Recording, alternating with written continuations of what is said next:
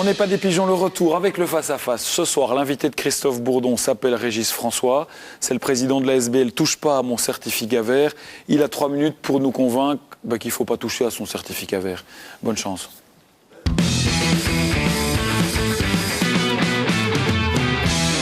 Bonsoir. Je ne sais pas si vous avez vu l'info, il paraît que les pigeons nuisent aux panneaux photovoltaïques. C'est vrai, je l'ai vu également. Ouais, donc j'espère que je ne vais pas être trop nuisible ce soir, je m'en excuse à l'avance. Parce que c'est vrai que le gouvernement encourageait les gens finalement à s'équiper en photovoltaïque.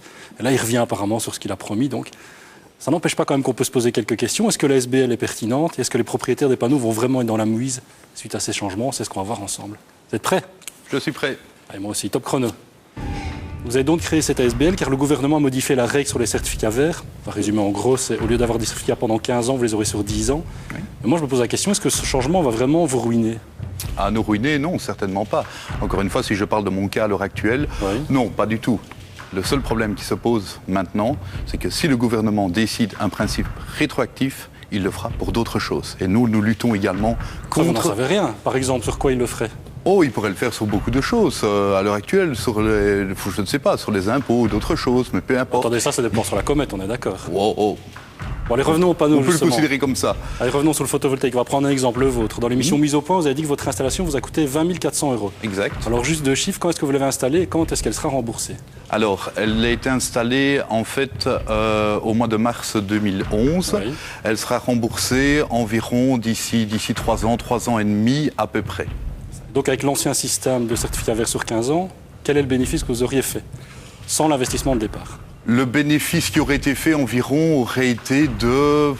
C'est difficilement chiffrable parce qu'il y a encore d'autres choses, mais allez, je vais dire environ installation remboursée entre 15 et 17 000 €. Avec le nouveau système, alors?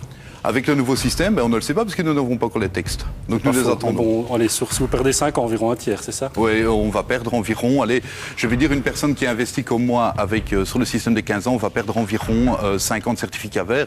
Sur une installation moyenne, ça se situe environ à 200 certificats verts. Fois 65 €, on en est un total à peu près de 13 à 14 000 €. Donc moi, je repose la question de départ. Est-ce que malgré le changement, ça ne reste pas intéressant d'investir dans le photovoltaïque? Malgré le changement, d'après la Coop, ça reste intéressant d'investir dans le photovoltaïque. Le gros problème à l'heure actuelle qui se pose, c'est que même si le système reste rentable, les citoyens ne veulent plus investir dans le photovoltaïque. Pourquoi? Tout simplement parce que ce n'est pas un problème de prise de décision ni de financement du système, c'est un problème de confiance qu'a le citoyen vis-à-vis de la parole que donne maintenant le politique. Donc vous dites que le système reste rentable, on est quand même d'accord là-dessus. Le système actuel doit théoriquement rester rentable, si on tient compte évidemment d'un système placé qui n'engendre pas de problème à un moment donné. Remplacement d'onduleurs et autres, bien entendu. On va parler un peu de l'SBL justement. Vous en avez, pour en faire partie, il faut verser 30 € de cotisation. Moi, je me demande combien d'argent vous avez récolté à l'heure actuelle? Alors, à l'heure actuelle, nous avons environ, au moment où je vous parle, nous avons 7 500 membres environ. Faites le total, mais tout le monde n'a pas encore payé, bien entendu. Mais ici, on parle bien de membres qui se sont dûment inscrits à la SBL. Oui.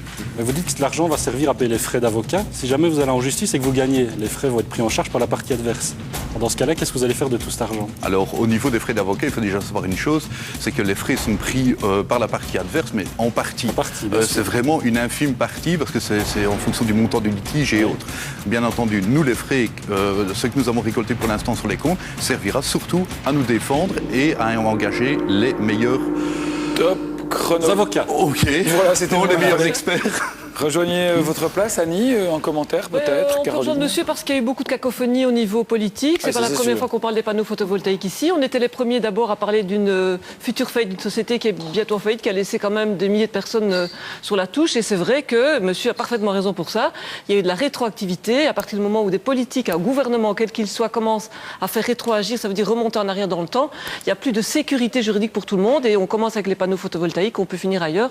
Et donc on peut comprendre qu'ils soient fâchés. Voilà, donc bonne chance pour vos futures procédures.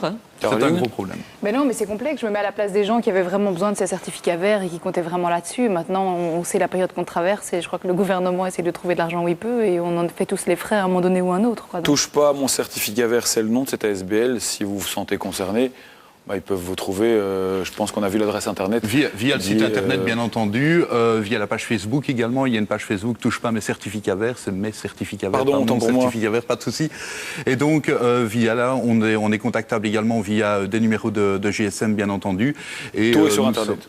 Pardon ? Tout est sur On est Internet, bien d'accord. entendu, pour nous trouver. Régis François, merci d'avoir joué le jeu. C'est moi qui vous À remercie. bientôt peut-être. Bonne fin de journée.